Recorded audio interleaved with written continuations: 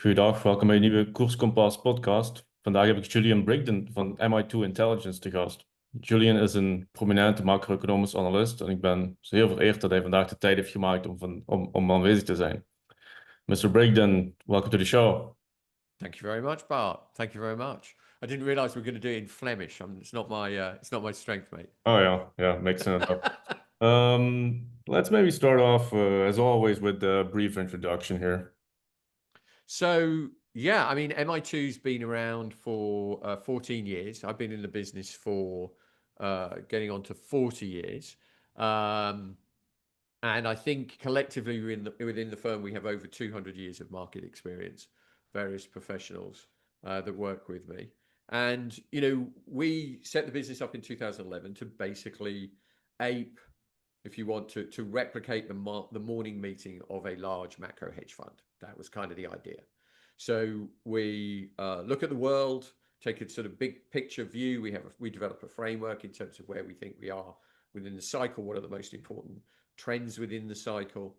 Then we do the same for markets and where we are in that cycle. And then we try to hone it down into potential, let's say, dislocations where we see potentials that are not priced into markets. But so, if everyone is, the consensus view in our work suggests that, inflation is going to rise and everyone is positioned for inflation to rise, then there's no trade there. What you really want is where you're starting to see something that no one else is seeing and no one's positioned for that, right? And that's when you really can push it.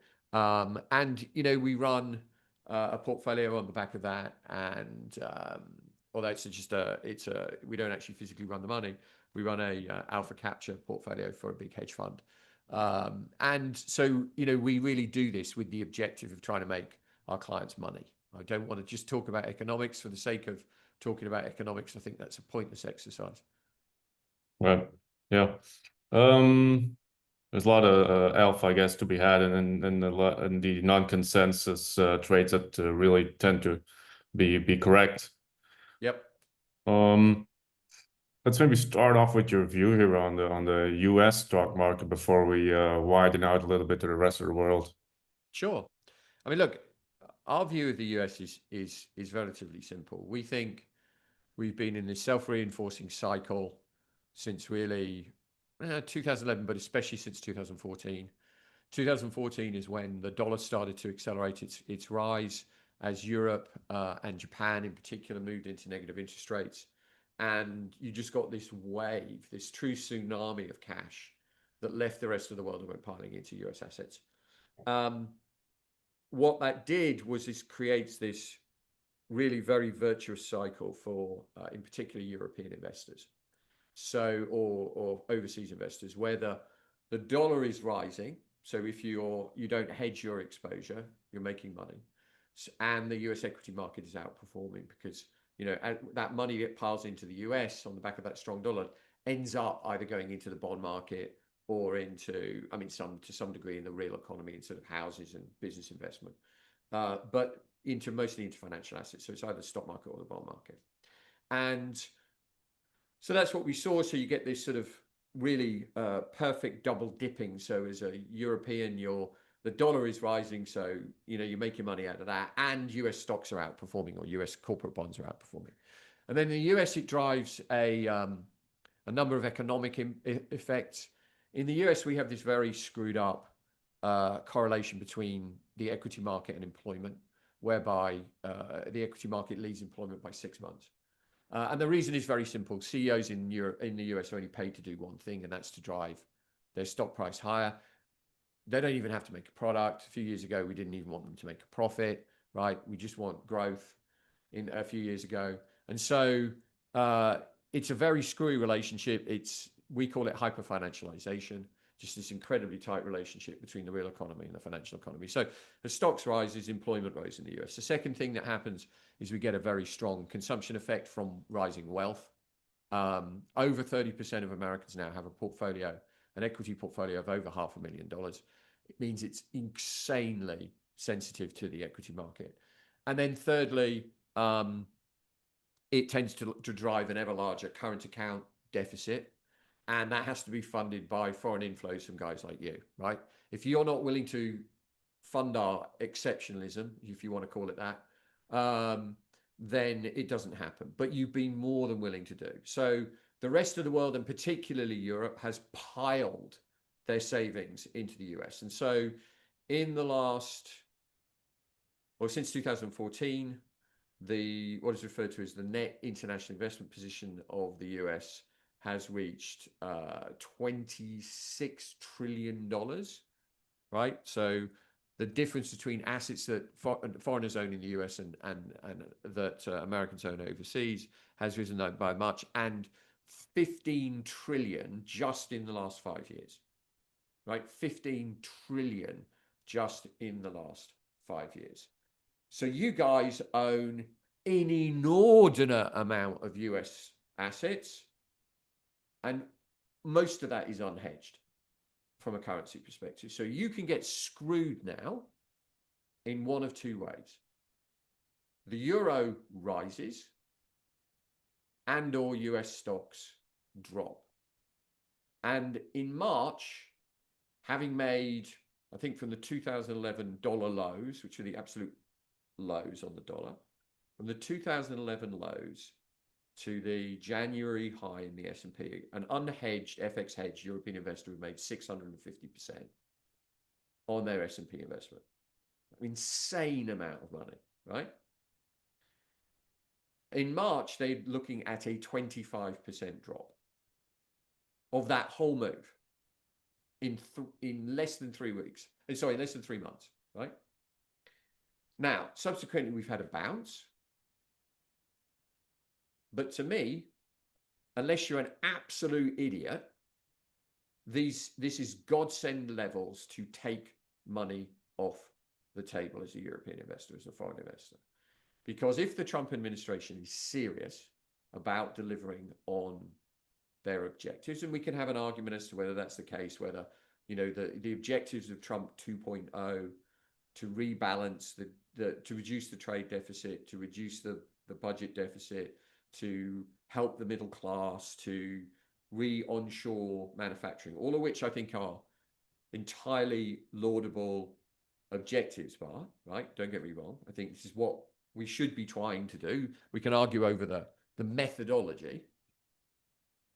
If that's the case, then those metrics that created this US exceptionism, that super strong dollar, that outperformance of US asset prices, and that booming economy are all under threat.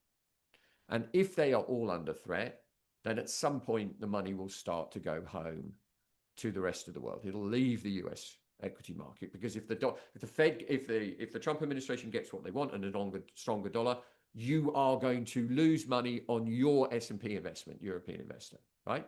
Because you haven't hedged, I guarantee you, right?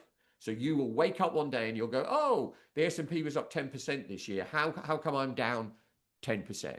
Well, because you didn't take the euro dollar exchange rate into account, right? So that's one way you look. Secondly, you know, this is very stagflationary policies at face value. Even if the tariffs are reduced to, I think, probably a sort of baseline level of somewhere, when you aggregate all the tariffs, probably that's something that looks like 15%. I mean, that's a 15% VAT increase, basically, right? That's horribly stagflationary. That's kryptonite for US equities. And then thirdly, if we do push the economy into recession and or they lower the trade deficit, right, the money that needs to flow in from foreigners to fund our overspending is reduced. So that means you are buying fewer stocks, fewer bonds than you were before. So I truly think that we are in, best case scenario, a large rounding sort of top on the US equity market, where it'll be very, very difficult to make material new highs, where as a foreigner, you have to consider the currency, and where we're starting an adjustment process from an absolutely unprecedented level of foreigners being overweight US assets. So I think the good days are over in terms of outperformance. If you had the stomach upset in the first 6-7 weeks of the year because of the collapse in your US equity portfolio, then you should take this bounce as the opportunity to right size that exposure. Right? If I've met Europeans and they're like, oh, 90% of my pension's in the US. That's stupid. Right? That is absolutely stupid, because you will get screwed in one of two ways. US stocks may just go sideways for a while, but if the Trump administration gets what they want, which is like a 30 to 40% correction in the dollar, you will get crushed as a European investor. Right. What are the odds here of a recession, and what are the odds here of the stock market really going down, maybe let's say another 20-30%, and let's say the leg of the stool here. Look, I mean, a standard recessionary collapse in the drop in the stock market is 30%. That's a standard recessionary decline, right? So, a normal recession, which at some point we will get, that's it. But most recently, since the global financial crisis, given how puffed up asset prices have been, actually, we've seen much bigger declines, 50%, right? So I think you should always work on the assumption that at some point we're going to get a 30% correction in US stocks, right?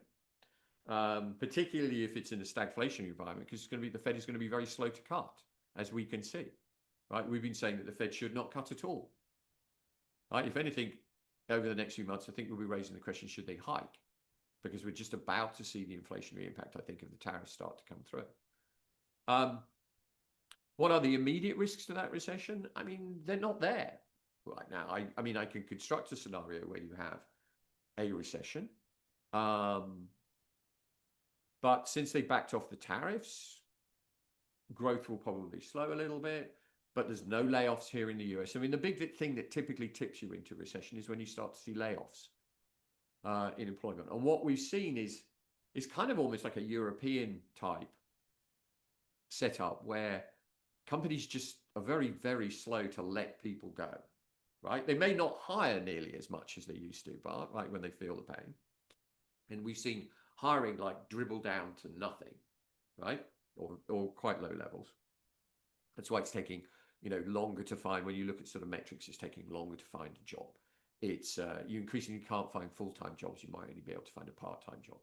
Those sorts of metrics are definitely showing stress, but there are no material layoffs yet. Right. So I think you have to construct a scenario where the equity market corrects first, and that process pushes CEOs to lay people off. And then as they lay people off, that's when your recession risks. So in a way, it's that kind of that chicken and the egg type situation. I think the most likely thing to cause that would be equity weakness, and we don't kind of have it yet. We have some signs of it. My approach is more to be selling rallies in US stocks and buying dips. Yeah, I mean, that's kind of my view on the world. I don't see that recession risk imminent yet. Right.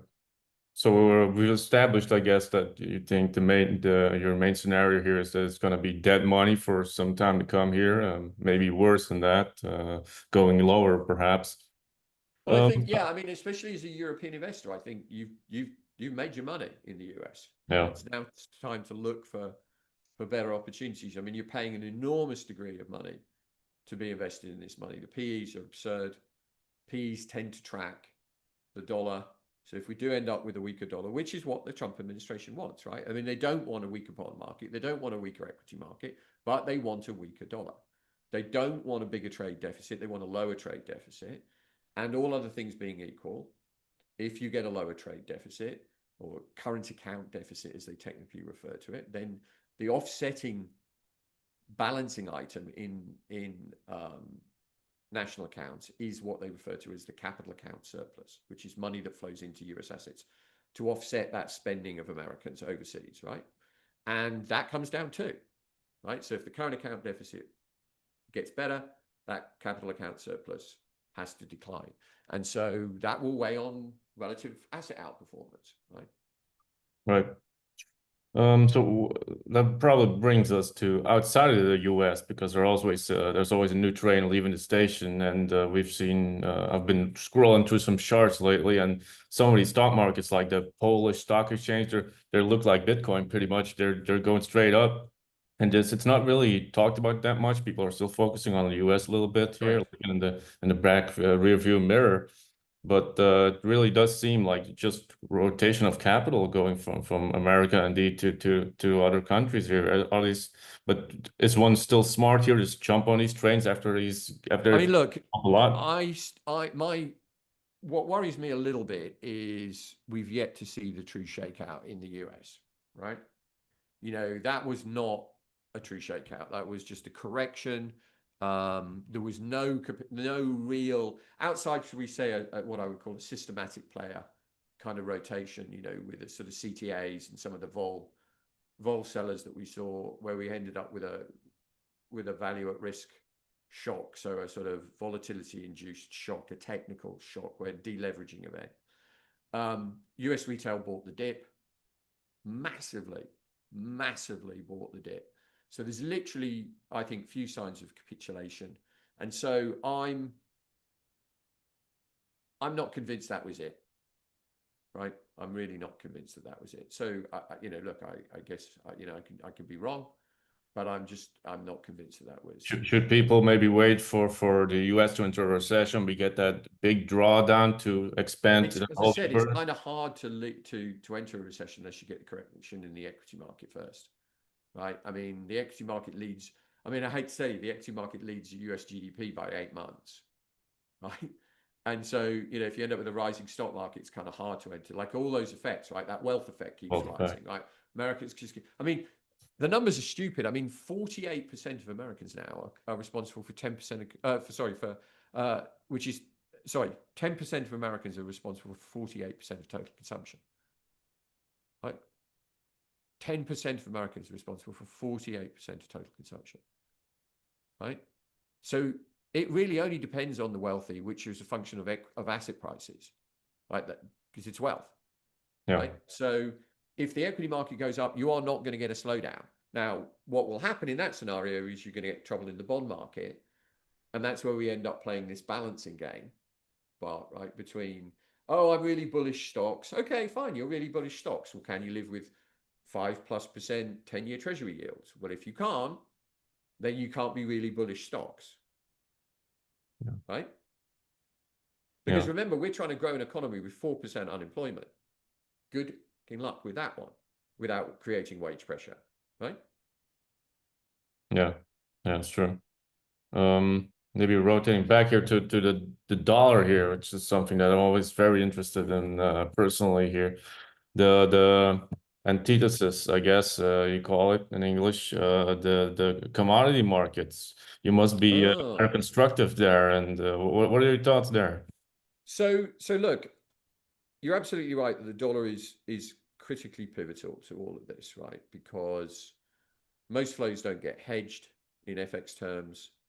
So the currency movements are incredibly important in either sort of doubling up on foreigners' returns as they invest in a market, or vice versa, compounding those losses, right? So if you think of Japan, you know, what caused the Nikkei bubble in 1989 was basically the Plaza Accord in 1985. And as the yen strengthened, all the money flowed from the rest of the world into Japan because it was taking that yen strength, and it ends up invested it into the Nikkei until it drives the thing into a bubble and the bubble bursts. Well, that's exactly the same dynamic that we've had here in the US. The issue becomes that typically those capital rotation periods where you rotate you've had a big long trend for a long time, by let's say you were long the Nikkei in yen, right? Going into 1989, and then that starts to break down, and then you think, okay, well, now I need to reposition. So, you know, like you said, well, you know, oh, shouldn't I really be maybe taking some of my money off the table in the S&P and buying Polish stocks? Okay. The problem with that is that typically at the start of those capital rotation events is unpleasant. If you think about how discrepancies can correct, right? You've got one market up here and the other market down here, right? Polish stocks, US stocks, right? And the discrepancy between the two, it's started to narrow, right? But it's really still at absolute historic extremes, right? Same in Europe versus the US, same most of the world. So corrections can occur one of two ways. The first way is that the most expensive asset just stops rising, and then the cheap asset just picks up, right? And that's a nice correction, right? So the cheap asset rises, this one just doesn't go anywhere, no problems, right? You just own the cheap one. The other way, though, is what I call the nasty way. So the nasty way is the expensive asset drops in price hard, and the cheap asset either doesn't really go up because it's quite hard to go up in that particular environment, particularly if we're talking about US stocks, which will weigh on everything. It outperforms on a relative basis, but it may still go down too, right? And that's where I kind of think we are in the cycle. I do not believe we've seen the capitulation yet.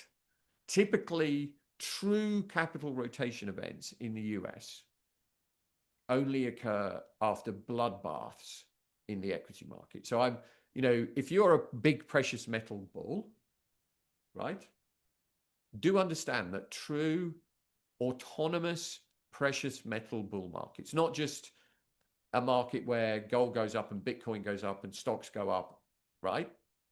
But a true bull market in precious metals historically has only occurred after the S&P has been absolutely annihilated. And I mean 50%, right? So, at the moment, given that I think we're in that potential nasty phase still, buying cyclical industrial commodities is a very dangerous trade, because if we still haven't had the flush out yet in equities, then you're not in that period where the Fed is cutting and the dollar is falling and flushing the world with that nice dollar liquidity. And I think that's when you really need to buy commodities. So look, I share your view. I'm a big fan. I love gold.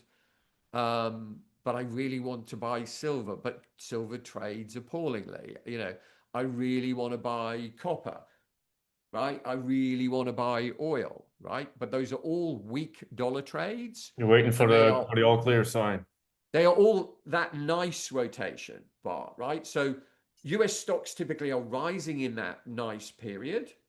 They're just underperforming because the dollar's falling, right? So as a European investor, you're better off owning European stocks or Japanese stocks or copper or oil than you are, Google or Nvidia at, 30 times earnings, right? So how would you say that investors' best positions? Should they be looking into going short some stuff or waiting in cash, or what? I mean, look, do? I have some outright positions at the moment. I've fair few. I have quite a lot of cash. I have not in dollars, none of it in dollars, even though I'm based here in the US. All my cash is sitting in foreign currencies. And I've got quite a lot in money market, in on deposit basically, right? Because I think, these are reasonable. But, I've been buying bits of Europe. I've been buying bits of, emerging markets, which I kind of like. They're a bit, I think at the moment, what I would call long-term bottom of the drawer, super cheap trades where I kind of just sit there. And so I have something in the trade. So I watch it, right? But at what points what would you like to see before you think like, okay, I'm going to get back involved with some more risk exposure? So I would like to see that flush out, Right.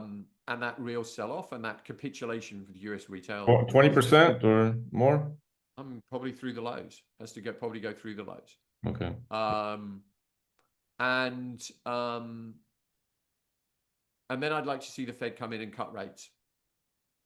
Aggressively? Aggressively, yeah. Yeah. This is also a good one. What is the biggest macro trend, and maybe couple that with something that people are not appreciating enough? So look, I mean, the important thing for macro important thing to understand about macro is macro really only counts at the inflection points in the global cycle, right? So, growth has got too high, inflation is picking up, growth has got too low, inflation is getting too weak, right? So that's what you're trying to catch, those real.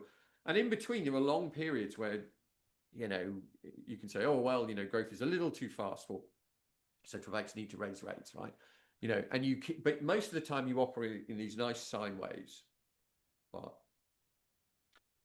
there's a big cycle, right? And frequently that's a dollar cycle, because the dollar is the global reserve currency. It's the denominator of most of the assets that we own. US markets tend to dictate what happens in overseas markets, blah, blah, blah, blah, blah. The most important thing is the dollar, right? That's singularly the most important thing. If you believe, as I believe, that we have hit a dollar high, then you are waiting to hedge. I mean, it looks to me that the euro has broken out of a trend line that goes back to sort of 2011, 2012. And the trend now in the euro is higher. Now, could it come back again? I mean, we recently retested the breakout from these multi-year trend lines, but could it go a little bit further? Could we just mess about here? Yeah.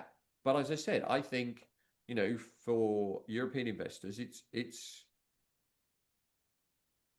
this decade plus of you just piling your savings into US assets and forgetting them is gone. Europe is at an existential crisis point here, because you finally had to wake up to the reality that you have no defense shield from the US, right? the US is going to start withdrawing troops from NATO, from Germany this year, probably.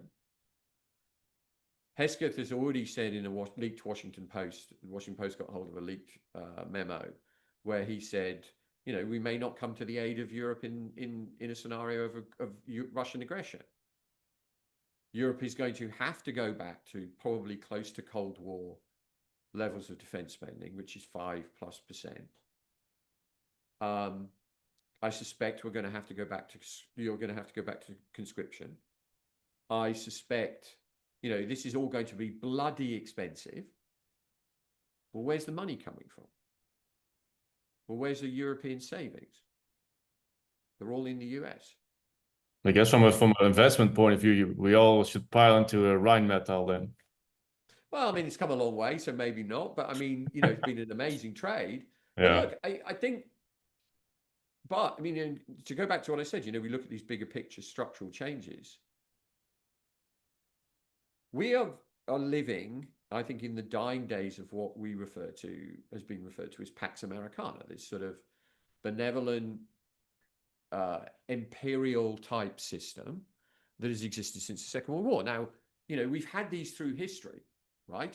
We've had 7, Pax, the 2 most famous ones before this, obviously Pax Romana, the Roman Empire, and then Pax Britannia, right? The British Empire. And the way that these things work is there's an imposition of rule of law and norms and cultural norms and dispersion of cultural powers. And then the military keep things stable. So you tend to get booming trade in those periods because they're quite safe periods, right? When the Roman empire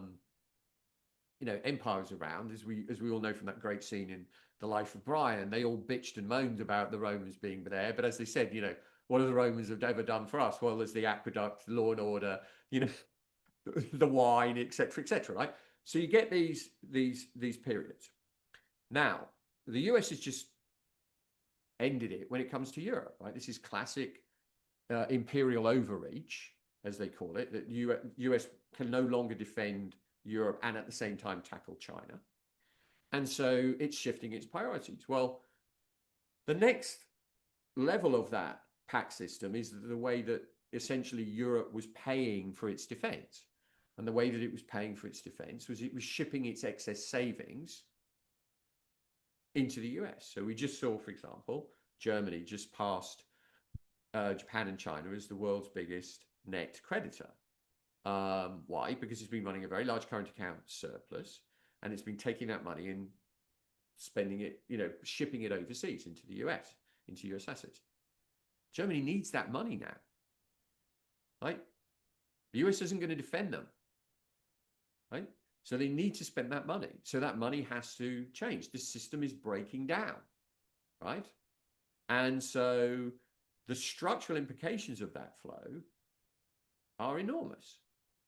So, I said this to a number of us. I want people to come away from this thinking that, look, since 08, 09, central banks have printed money. We've always bought the bloody dip. We've always bought the US, right? We've always bought US stocks, right? That day is gone, right?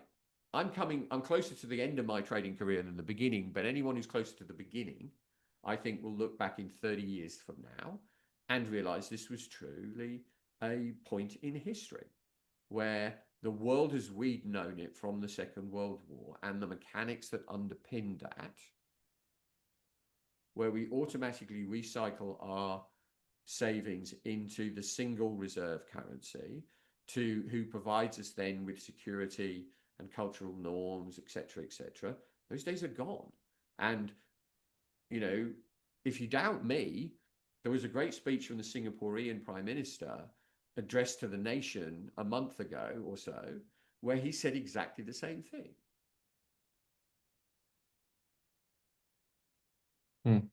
Interesting. Yeah. The times, they are changing. Absolutely, mate. I mean, they absolutely are changing, right? Now, I will say that no one on this side of the pond in the US, which is where I'm based, wants to recognize that. There's too much personal investment in this concept of, we're always going to outperform, everything's going to be great. But, I think the times are changing. Yeah. Can't leave you without asking you about China. Is China also on your to buy list once we get maybe some more downside pressure? It's a tough one. It's particularly tough since I said I'm a US-based investor. Mm-hmm. I'm very worried that we're not going to be ultimately allowed to own China. Oh, okay. So I can see it as a trade. But then again, they don't run, the rest of the world doesn't fund China. So outside their domestic savings, which kind of supports their equity market, it's difficult. Their demand for foreign funding is relatively low. So their equity market's never going to massively outperform. Equity markets that perform are in countries where they run large external deficits, because that's when you get foreign money coming in and buying those assets and creating that positive trend. And this is what people don't, and Americans, I don't think necessarily want to accept versus, say, European investors. I could fast forward 5 years from now, and I could create a much stronger structurally US economy, right? We've got more manufacturing, we've got lower budget deficit, we've got lower current account deficit. And I think the assumption that many Americans make is that's just going to lead to a stronger equity market. Absolutely not. They are absolutely not connected at all. Certainly at the moment, the reason why the US equity market is so strong is because we are sucking in money from the rest of the world to fund that very large budget deficit, that very large current account deficit, which is at 4% of GDP, right? So if that goes away, so does the money. And so, to prove a point, Germany has a great solid middle class, not the wealth discrepancies that we have in the US, large current account, surplus, much better fiscal situation. Its equity market is massively underperformed the US. They are absolutely not the same thing. Right. Gotta also ask you, of course, about gold and Bitcoin. These must be real beneficiaries of the Yeah, look, things that are happening. ultimately, probably yes. I mean, gold right here, right now, just looks tired. Like a lot of things, looks tired, is owned now, so that's a risk. But I think, in that nasty phase, which I don't think we've necessarily lived through yet, stuff is vulnerable. Every sort of stuff is vulnerable. I mean, Bitcoin's done fine. Not a huge structural fan, but when you've got an administration that just wants to pump the thing up, I'm not saying be short by any stretch of the imagination, and I have some. I just prefer my gold ultimately long term. Fair enough. Fair enough. Before we wrap this up, is there anything that's on top of mind that you really want to share that you think is that I haven't asked you that you want to bring up? No, I don't think so. I mean, I think people. One thing that I will say is I think this assumption that we've avoided any of the cost of tariffs yet is ridiculous. We haven't really seen the impact yet. So I am focused on the cost of those tariffs on both the consumer here in the US and in terms of the inflation impact. So, and the bond market, I think here globally, particularly at the long end of the bond market, we've seen it in Japan, we've seen something in the UK. And obviously here in the US, I think the long end of the bond market, these bond markets is very, very vulnerable. All right. Thank you very much for coming on the show, Julian. I appreciate it. And hopefully we can do this again in a year or so. I would love to have you back on. Awesome. Cheers, Bart. My pleasure. Yes. Thank you.